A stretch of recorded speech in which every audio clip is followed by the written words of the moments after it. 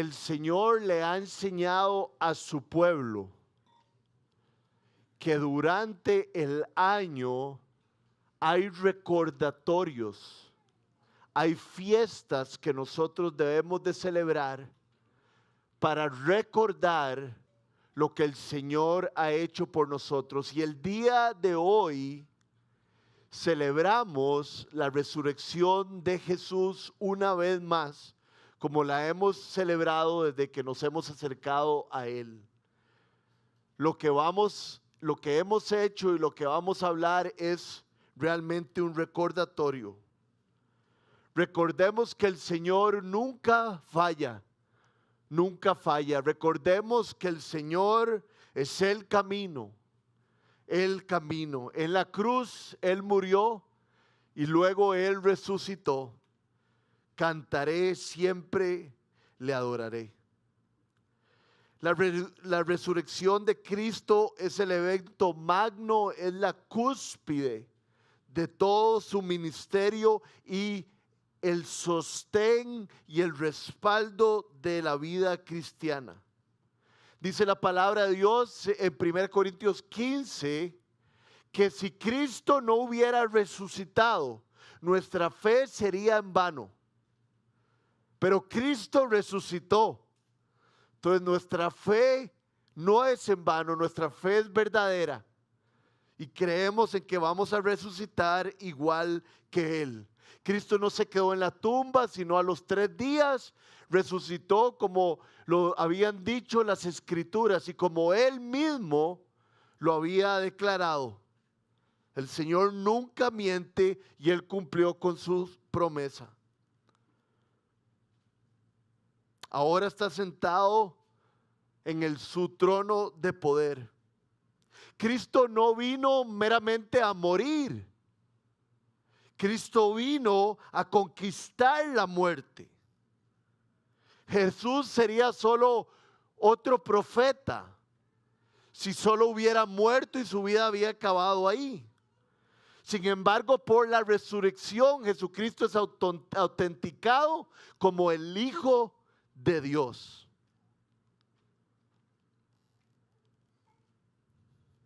De acuerdo al Nuevo Testamento, la resurrección es el grito triunfal de que Dios vino a visitar a su creación y a conquistar el pecado y la muerte y a quitar el miedo y el terror que tienen todos los seres humanos de morir, porque ahora los que hemos creído en Cristo sabemos nuestro destino.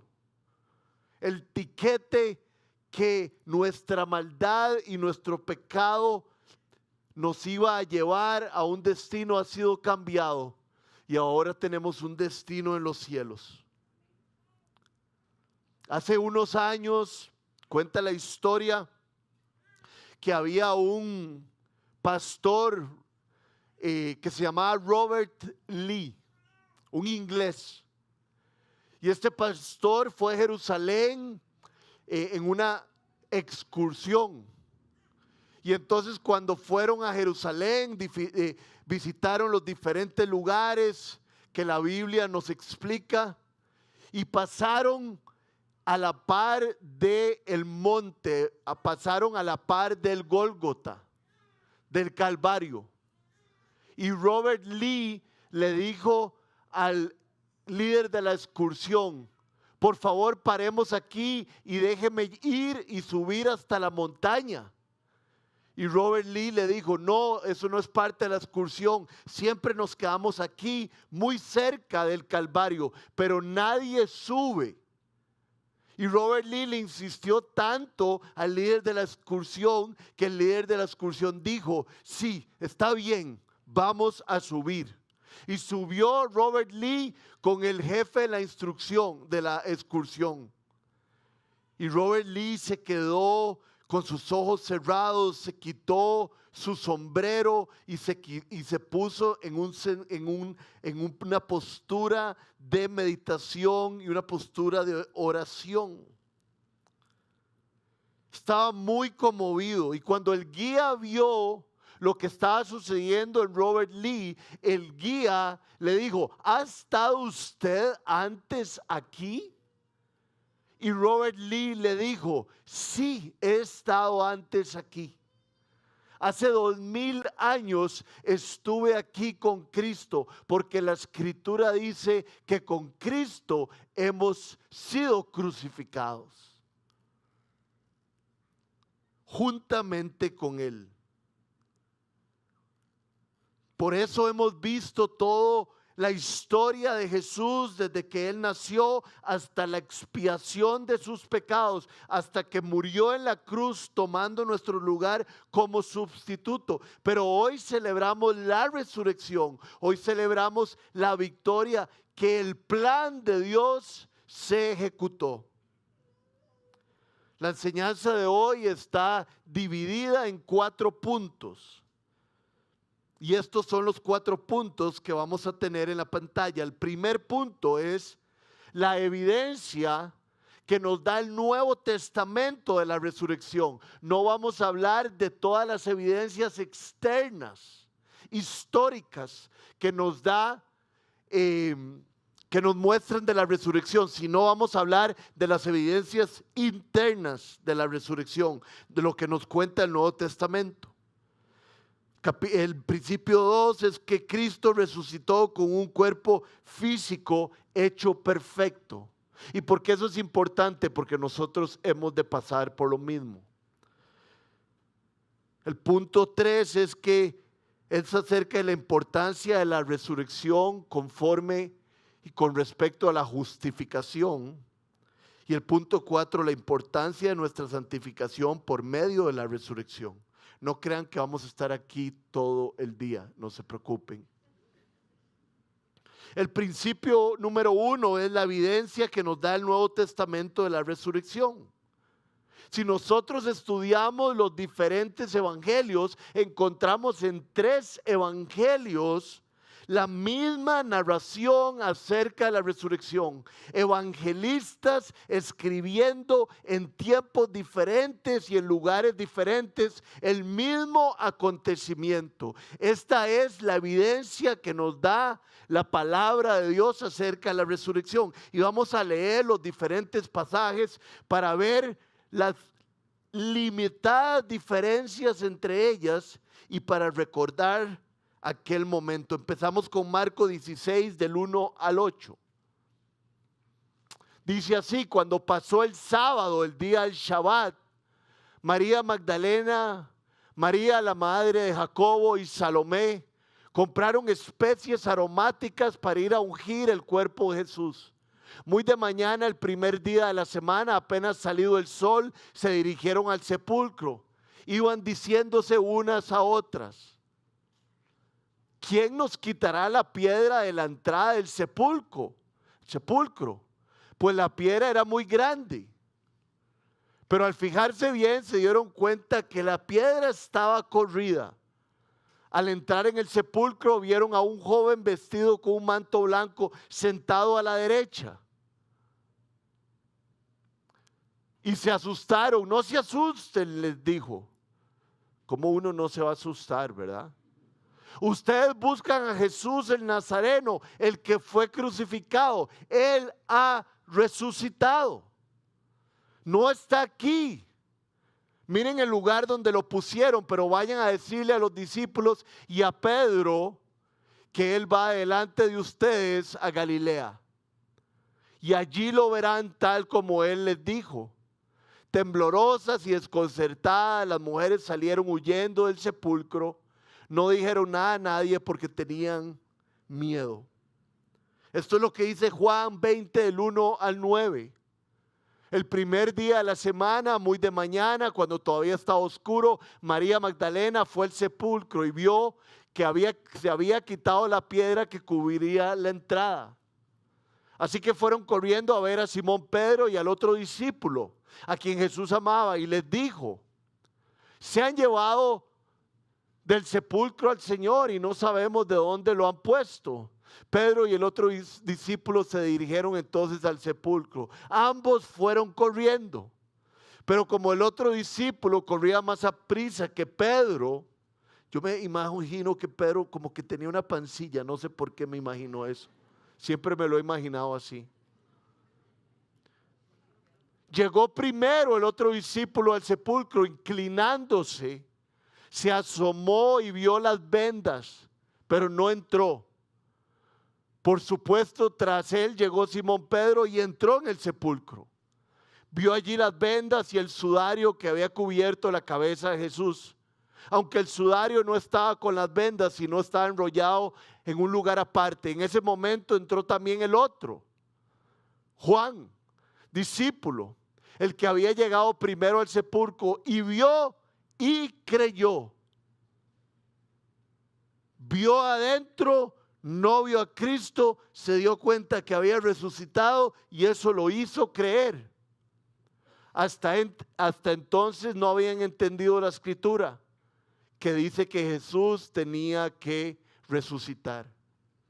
Ese es Marcos, ese es Juan y nos falta Mateo. Esas son las evidencias que nos da el Nuevo Testamento de la resurrección de Jesús. También en el libro de Hechos encontramos discursos y encontramos declaraciones acerca de la resurrección de Jesús. Como los apóstoles hablan de él. Si nos fijamos en las epístolas, también tenemos evidencia de que todo mundo tenía un concepto claro de que Jesús había resucitado.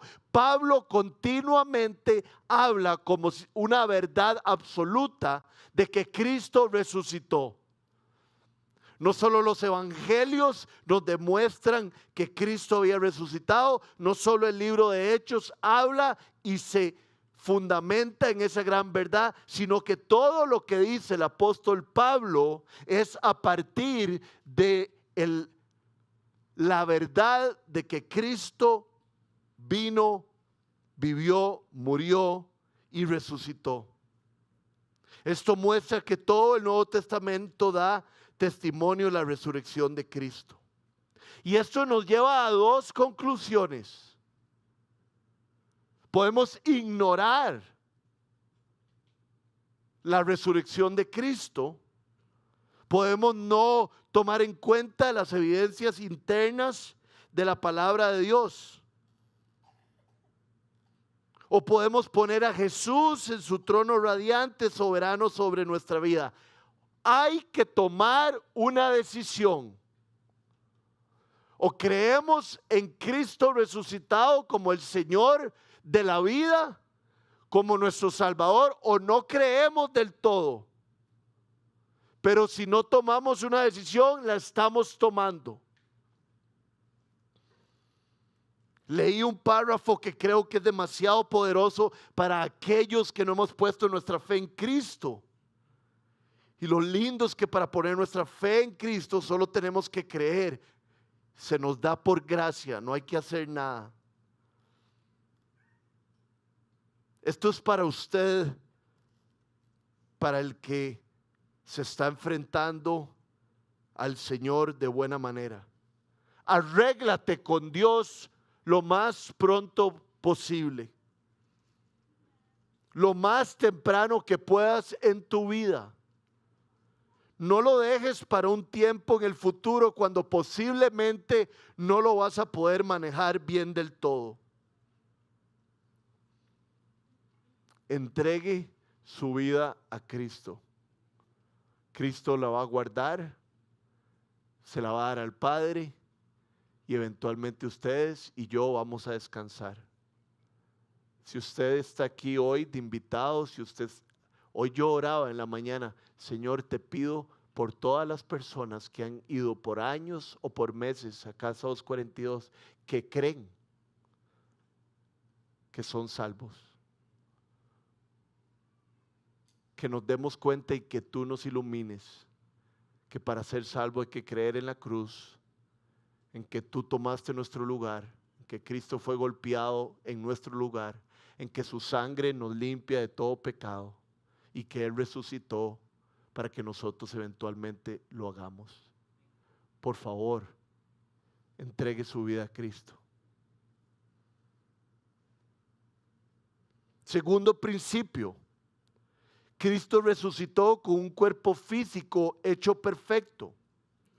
La resurrección de Cristo no fue simplemente salir de entre los muertos. ¿Por qué? Porque esto fue lo que sucedió con Lázaro, ¿no es cierto? Jesús llegó y lo resucitó y Lázaro siguió viviendo, pero en algún momento murió. Esto no fue lo que pasó con Cristo. Cristo resucitó al igual que Lázaro, pero Cristo resucitó con un cuerpo que ya no se iba a desgastar nunca, con un cuerpo que era totalmente juvenil, con un cuerpo perfecto. Cuando Cristo se levantó de los muertos, esto significó las primicias de una nueva clase de vida humana. Si nosotros creemos en Cristo, hemos de resucitar con Cristo y aquí empieza una nueva clase de vida humana. La vida humana anterior a Cristo era de envejecimiento y de incorrupción. Pero la vida nueva para el que cree en Cristo es para siempre y con un cuerpo glorificado. Vean lo que dice 1 Corintios 15, el 20 y el 23. Lo cierto es que Cristo ha sido levantado entre los muertos como primicias de los que murieron. Y el 23 dice así: pero cada uno en su debido orden. Cristo las primicias y después, cuando Él venga, los que le pertenecen. Ya en Cristo no había debilidad, no había envejecimiento, no había muerte. Él estaba capacitado para vivir eternamente. En Lucas 24, al 36 al 39, habla acerca de cómo los discípulos lo vieron. Cómo los discípulos se dieron cuenta que era Él. Pero era Él en un cuerpo diferente. Vean lo que dice Lucas 24, del 36 al 39. Todavía estaban ellos hablando acerca de esto, de todo lo que había ocurrido, cuando Jesús mismo se puso en medio de ellos. Cruzó paredes y se puso en medio de ellos y les dijo: paz a ustedes. Aterrorizados creyeron que veían a un espíritu. ¿Por qué se asustan tanto?, les preguntó. ¿Por qué les vienen dudas? Miren mis manos y miren mis pies. Soy yo mismo. Tengo un cuerpo físico, no soy un espíritu. Tóquenme y vean. Un espíritu no tiene carne ni huesos como ven que lo tengo yo. La transformación de Cristo a un cuerpo eterno no significa que no tenía un cuerpo físico. El mundo en que vivimos y en el jardín nuevo nos declara que la creación de Dios es buena. Y cuando seamos transformados, ahí vamos a vivir. Esto que Cristo le acaba de decir a los discípulos nos demuestra la continuidad en su apariencia física después de la muerte. El cuerpo de Cristo era un cuerpo resucitado. Estaba vestido de inmortalidad. 1 Corintios 15, 53 lo pone así: porque lo corruptible, o sea, todo lo que se corrompe, todo lo que se va a poner viejo, todo lo que se desgasta, o sea, todo lo que vivimos, tiene que revestirse de lo incorruptible y lo mortal de inmortalidad. Y eso es lo que pasa con nuestra fe en Cristo. Nosotros, como personas incorruptibles, necesitamos volvernos en personas corruptibles. Nos tenemos que volver en personas incorruptibles.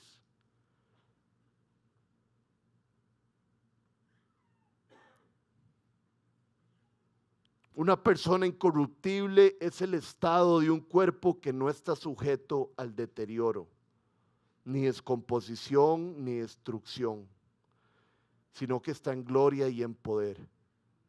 1 Corintios 15, el 42 al 44 lo dice así. Así sucederá también con la resurrección de los muertos. O sea que esto tiene que ver con nosotros directamente. Lo que se siembra en corrupción, o sea, nuestra vida entera, resucita en incorrupción. Lo que se siembra en oprobio, resucita en gloria. Lo que se siembra en debilidad, resucita en poder. Se siembra un cuerpo natural, que es el que tenemos ahora, pero resucita un cuerpo espiritual. Si hay un cuerpo natural, también hay un cuerpo espiritual. Y yo me pregunto y les pregunto a ustedes, ¿qué viene a su mente cuando usted piensa que cuando usted muera va a convertirse, su cuerpo se va a convertir en un cuerpo incorruptible, un cuerpo que no va a envejecer, un cuerpo que va a durar para siempre? ¿Qué lo hace sentir esto? Gracias. Estuve en la playa un par de días y cuando veníamos en el carro escuché 3 sermones de la resurrección. Y uno de ellos, un señor que se llama Charles Stanley, empezó a comentar: la resurrección de Cristo tiene que tener implicaciones en nuestra vida, en todas las áreas de nuestra vida.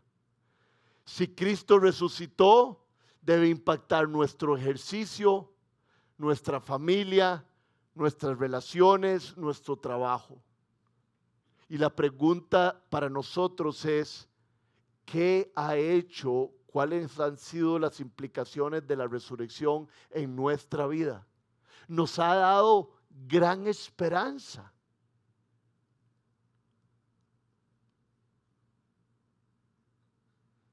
Cuando resucitemos habrá una nueva Jerusalén y allí habrá un río de agua de vida, claro como el cristal que saldrá del trono de Dios y del Cordero. Y esta agua de vida y este río de cristal correrá por la calle principal de la ciudad. A cada lado del río estará el árbol de la vida.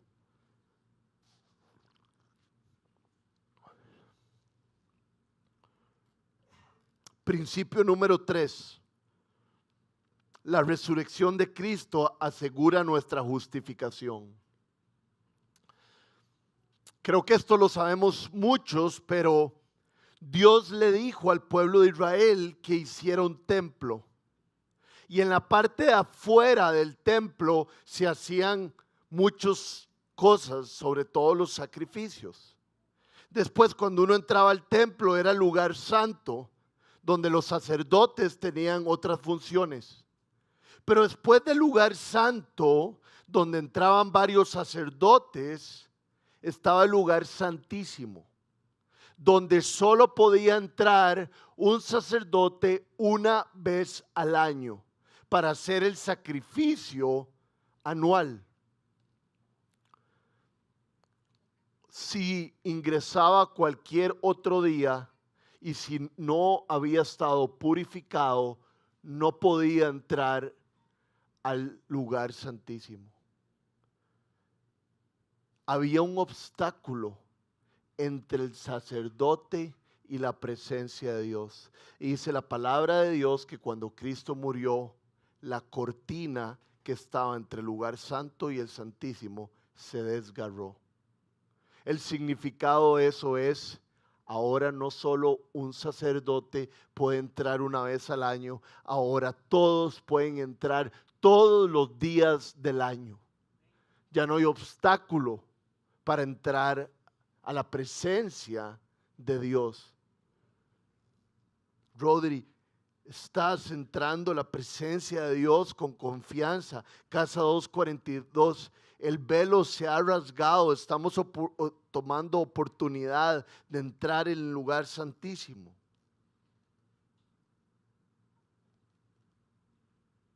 muchos pasajes del apóstol Pablo hablan de la resurrección de Cristo y lo unen con nuestra justificación. Es una declaración de que ya no somos culpables, sino justos delante de Dios. Pablo dice que Jesús fue entregado a la muerte por nuestros pecados y resucitó para nuestra justificación. Romanos 4:25. Lo voy a leer otra vez. Cristo fue entregado a la muerte por mí, por nuestros pecados. Pero Cristo no se quedó en la tumba, resucitó para nuestra justificación.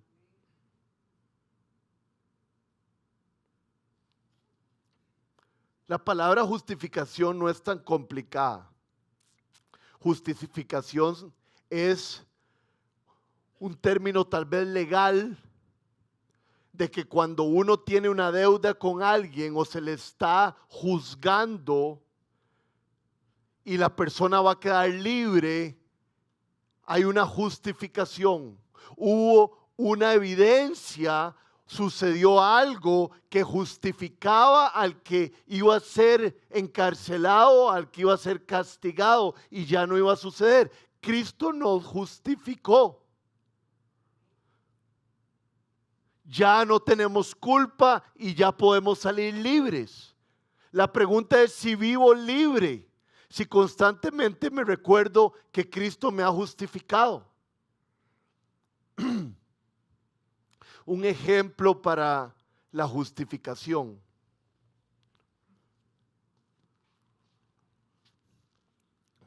En mi casa, mi esposa es más estricta con mi hija que yo. Y muchas veces mi hija, que es muy inteligente, me viene a pedir cosas a mí, que sabe que tal vez le voy a decir que sí, y es porque le ha pedido cosas a su mamá, que su mamá le ha dicho que no. A mi hija le encanta el pan dulce. Entonces ella viene donde mí y me dice, papi, ¿me puedo comer un pan dulce? Y yo le digo, sí, mi amor, comete un pan dulce, no hay problema. Y va y se come el pan dulce y la mamá se da cuenta que ella se comió un pan dulce que no se tenía que comer. Y ella le dice a la mamá, papi me dio permiso. Cuando ella le dice a la mamá que el papá le dio permiso, ella queda justificada. La autoridad de la casa, la cabeza de la casa, le dio permiso. Entonces ella queda justificada. No hay por qué castigarla, no hay por qué tratarla de cierta manera, porque yo le di permiso. Y entonces ella queda en un buen estado. Cristo nos ha justificado delante de Dios. Ya no debería haber ningún castigo, ya no va a haber ninguna consecuencia. Hemos sido justificados delante del Padre y así nos acepta hoy. Por favor, piensen si nos consideramos justificados y si lo entendemos.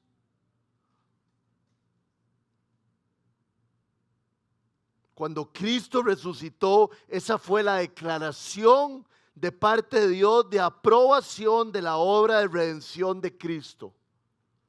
Cristo se dio como una ofrenda el día viernes.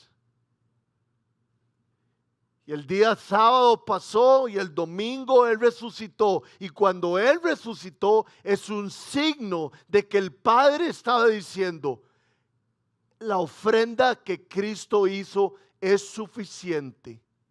Y por eso lo resucitó. O sea que cuando nosotros hablamos de la resurrección, tenemos que entender que eso implica que la ofrenda de Cristo nos liberó y que fuimos justificados.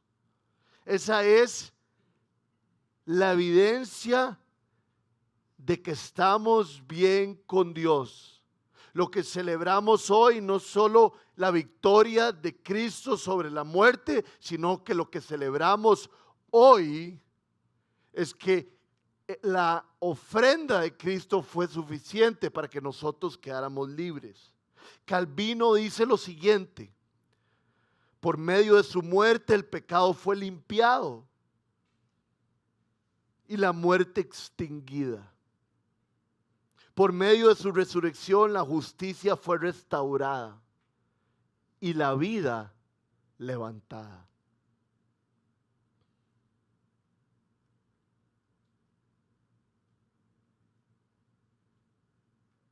Ya no queda penalidad para pagar el pecado. Cristo lo cargó.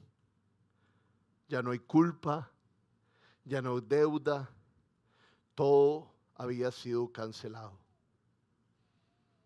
Hace poco fui a almorzar con unos amigos de la iglesia que están a mi derecha. Eso era para pegarles color, pero ustedes todavía no saben quiénes son porque hay mucha gente que está a la derecha. Y pasamos un rato muy bonito. No era una soda o el restaurante más barato del mundo, era un restaurante bonito. Y cuando yo me iba a ir, le pedí al salonero que me trajera la cuenta. Y el salonero me dijo que la cuenta había sido pagada, que yo no tenía nada que pagar, que alguien había pagado por mí. Alguien se había sacrificado y había sacado de su dinero para invitarnos a mí, a Luciana y a Ela.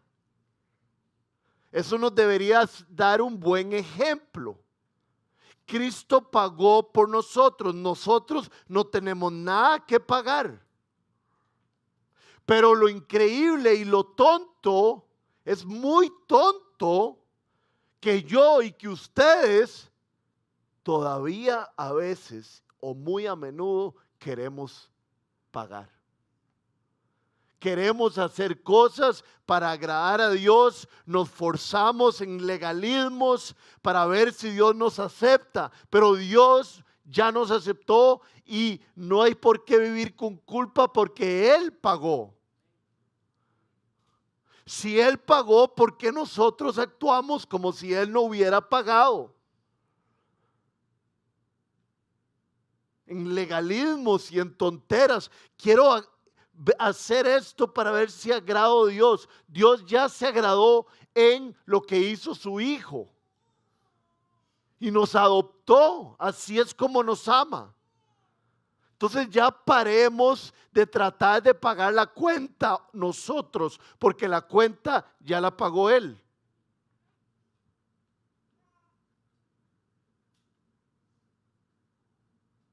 Ya no somos culpables, alguien pagó por nosotros, el justo por los injustos. Cristo era rico y se hizo pobre por nosotros. Principio número 4. La importancia de nuestra santificación por medio de la resurrección. La resurrección lleva a la santificación. Si nosotros creemos en la resurrección de Cristo, la resurrección de Cristo nos debe llevar a una vida nueva y una vida de obediencia. Lo que pasó, ¿cómo se dice para arriba?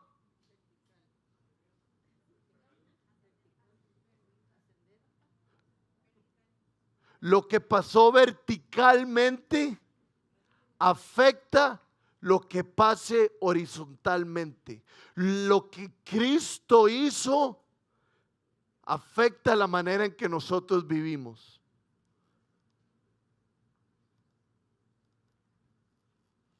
Después de una larga reflexión, Pablo dice: por lo tanto, mis queridos hermanos, manténganse firmes en la fe, inconmovibles, progresando. Vean qué palabras. siempre en la obra del Señor, conscientes de que su trabajo en el Señor no es vano. Entonces, Cristo me ha salvado, yo creo en su resurrección, creo en la crucifixión, soy salvo, soy adoptado, he sido justificado. Y como consecuencia de todas esas cosas que Dios me ha dado, me mantengo firme en la obra del Señor, progresando. Y no es para ganarme la salvación, no es para pagar la cuenta, es porque Dios pagó la cuenta y ya me dio su gracia, que yo vivo de cierta manera firme y progresando. Ahora andaba en la playa un par de días donde unos amigos que viven en Tamarindo, y tengo un amigo que somos amigos desde los 4 o 5 años, es mi hermano sobre todas las cosas, y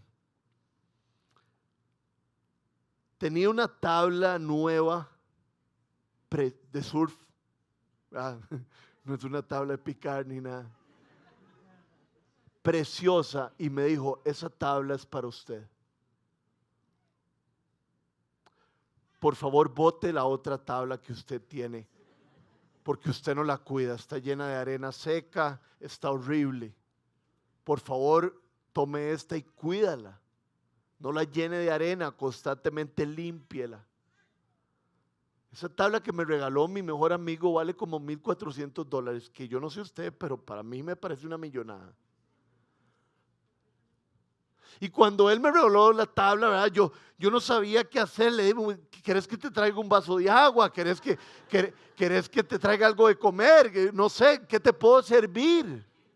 Porque cuando uno le dan un regalo tan increíble, uno dice, ¿qué hago por esta persona para devolverle mi agradecimiento y mi amor? Entonces, si eso sucedió en mí por una tabla de surf, ¿cómo no va a suceder en mí por el sacrificio que Jesús hizo por mí? Cristo murió por mí y no tengo que ganarme la salvación, pero como Dios me dio la salvación, progreso en Él y me afirmo en Él y me arraigo en Él, soy obediente a Él y le sirvo a Él.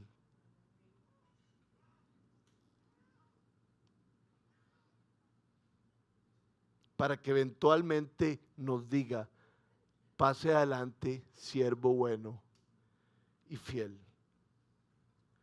Por ahí leí que el famoso John Owen decía que todos los días había que meditar media hora en la resurrección.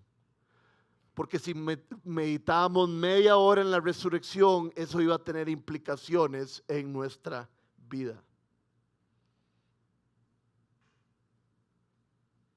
No importa si tenemos que pasar penurias, no importa si nos cuesta servir a los otros, no importa si se nos desgasta la billetera o si se nos desgasta nuestro cuerpo. Debemos de recordar que los sufrimientos del tiempo presente no son comparables con la gloria que hemos de heredar. Cuando tenga que lavar un montón de platos y usted le quiera agradar a su esposa, piense que los sufrimientos del tiempo presente no son comparables con la gloria venidera. Cuando le llegue un WhatsApp que diga que hay alguien en necesidad, piense, yo me puedo entregar a esta persona porque los sufrimientos del tiempo presente no son comparables con la gloria venidera.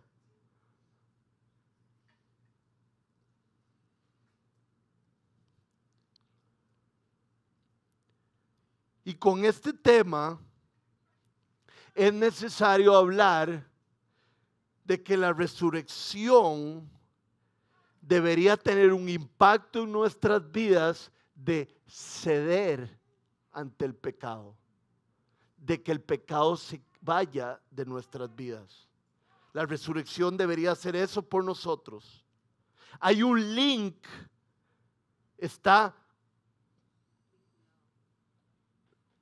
hay una correlación entre la resurrección y la regeneración. Vean lo que dice Romanos 6:11. De la misma manera también ustedes considérense muertos al pecado, pero vivos para Dios en Cristo Jesús. Considérense muertos al pecado.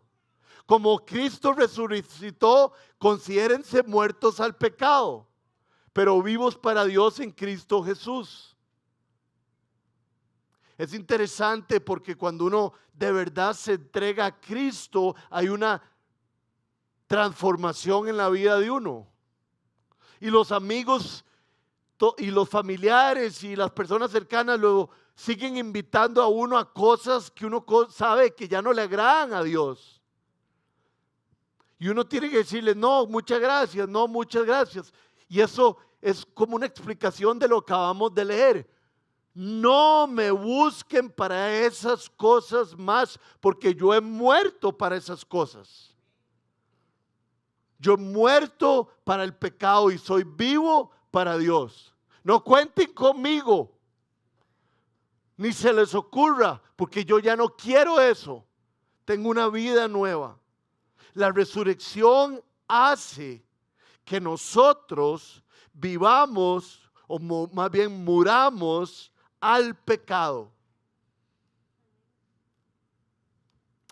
Uno de mis versículos favoritos que siempre comparto es Romanos 8:13, que dice así: porque si ustedes viven conforme a ella, y se está refiriendo a la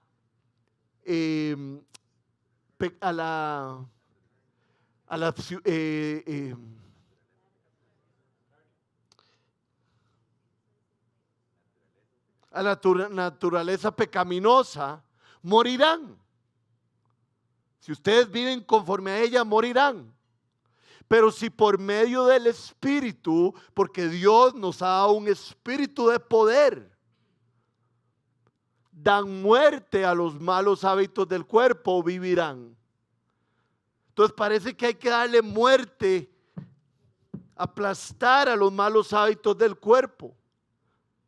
Otra versión dice algo que creo que lo ejemplifica muchísimo mejor. Por medio del poder del Espíritu, mortifiquen los deseos de la carne. La palabra mortifiquen es una palabra muy clara. Les voy a dar un ejemplo. El otro día vi un muchacho haciendo ejercicio con una pantaloneta lindísima. Y yo quería esa pantaloneta. Estábamos como 3 o 4 personas ahí en mi casa, estábamos viendo Force Masters. No muchos lo conocen aquí, dichosos que no están viéndolo como yo. Y entonces vimos la pantaloneta y yo pensé, ¿cómo hago para tener esa pantaloneta? Y me di cuenta que ese muchacho que andaba esa pantaloneta era el dueño de un gimnasio en Escazú. Entonces nos fuimos, bueno, yo no, otra persona se fue, le pedí que se fuera a internet y que averiguara dónde era o quién era el dueño de ese gimnasio. Y en la página web decía quién era el dueño. No lo voy a decir porque tal vez alguno lo conoce. Y entonces averiguamos el nombre del dueño del lugar, el que andaba la pantaloneta, y yo le pedí a Luciana que le mandara un Instagram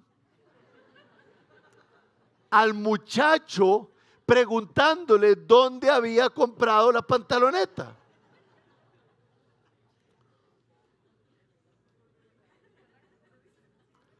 Y efectivamente, yo no tengo Instagram, no tengo redes sociales. Creo que es la primera vez que las redes sociales me han servido de algo. Lo digo en serio. Hay que tener demasiado cuidado con las redes sociales o salgan de ellas.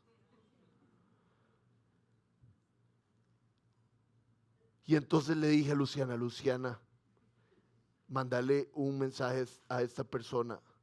Y nos dimos cuenta que el que vendía, nos dimos cuenta de la empresa que vendía las pantalonetas.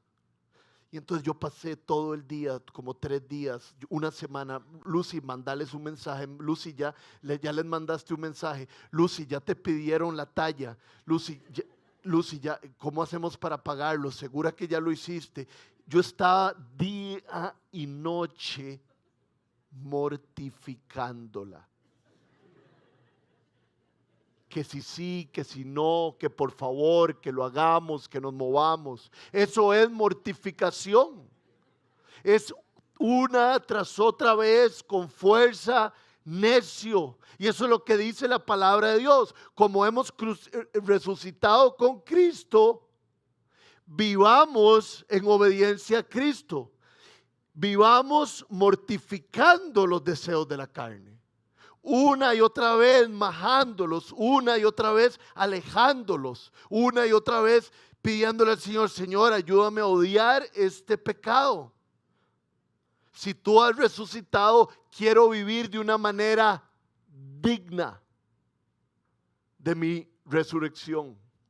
Digno significa como comparativo, como un complemento. Digno significa como que tienen muchísimo que ver. Entonces, si Cristo resucitó, mi manera de vivir debería ser digna de lo que Él ha hecho.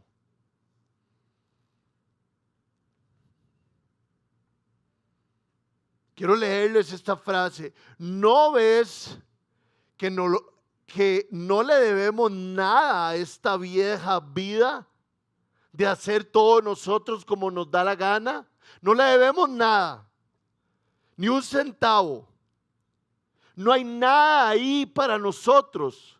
Considérense muertos al pecado. La mejor cosa por hacer es darle un funeral a nuestra vieja naturaleza y seguir con nuestras vidas por el Espíritu.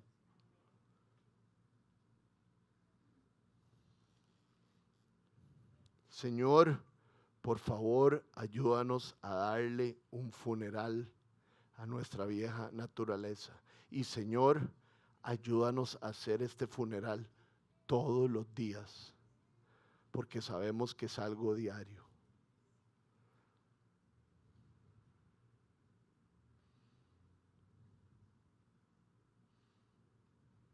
Tenemos el poder de la resurrección y Efesios lo pone de esta manera. Le pido al Dios y Maestro Jesucristo, el Señor de gloria, que los haga inteligentes y con discernimiento para conocerlo personalmente, que sus ojos estén enfocados y claros para que así puedan ver exactamente a lo que están llamados a hacer, entender la inmensidad de su gloriosa manera de vivir que Él tiene para sus seguidores, la extravagancia de su amor para los que creemos en Él. Y aquí habla del poder, una energía que no para y es una fuerza sin límite. El poder que está en nosotros es más grande que todo lo que está afuera.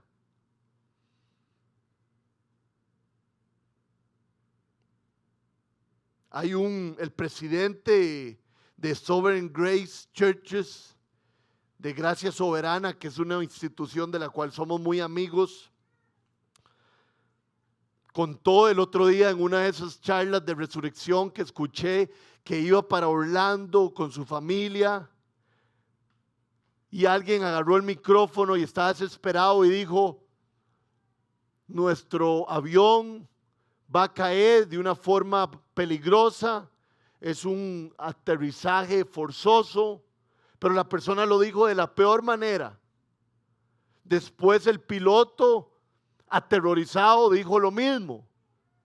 Y dicen que se sintió un silencio increíble en el avión y que de repente solo se empezó a escuchar los gemidos y los gritos de terror de las personas. Este hombre necesitaba dirigir a su familia ante la muerte. Su hijo le preguntó: papi, ¿nos vamos a morir? Y él le dijo: no sé, hijo, pero Dios nos va a cuidar. Y dice él que él sintió miedo. pero que él no estaba aterrorizado. Él sintió miedo porque todos sentimos miedo al morir, por más de que sepamos que vamos a resucitar. Es un cambio muy fuerte en nuestras vidas. Pero que toda esa gente estaba aterrorizada, pegando gritos porque no sabían para dónde iban a ir y no sabían lo que les esperaba. Pero él y su familia no sentían terror porque sabían que su vida estaba escondida con Cristo y en algún momento iban a resucitar. Quiero terminar leyéndoles un himno que vamos a tener en la pantalla. Cristo Jesús yacía en las fuertes ligaduras de la muerte por nuestras ofensas, pero ahora está a la diestra de Dios y nos trae vida del cielo. Por lo tanto, estemos gozosos y cantémosle a Dios bien agradecidos y fuertes cantos de aleluya. Aleluya. Ningún hijo de hombre pudo vencer la muerte. Tal ruina nos había causado el pecado.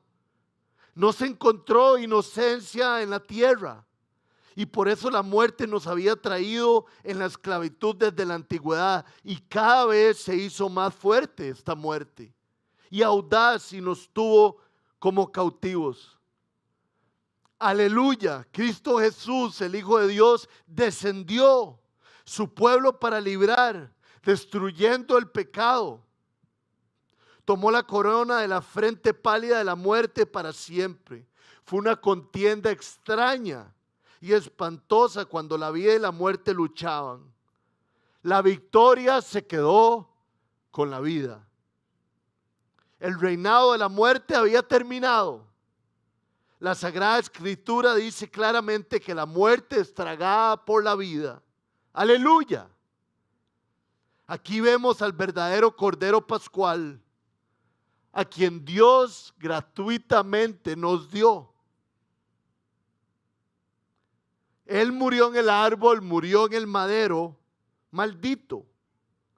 Tan fuerte fue su amor para salvarnos. Mira, su sangre ahora marca nuestra puerta. La fe lo señala. La muerte pasa de largo y Satanás no puede hacernos daño. Aleluya, así que celebremos la fiesta a la que el Señor nos invita. Cristo mismo es la alegría de todos, el sol que nos calienta y el sol que nos ilumina. Cristo es el que ilumina el camino por donde tenemos que ir. Ahora su gracia, su amor inmerecido, nos imparte sol eterno a nuestros corazones. La noche del pecado ha terminado y todos dijimos aleluya.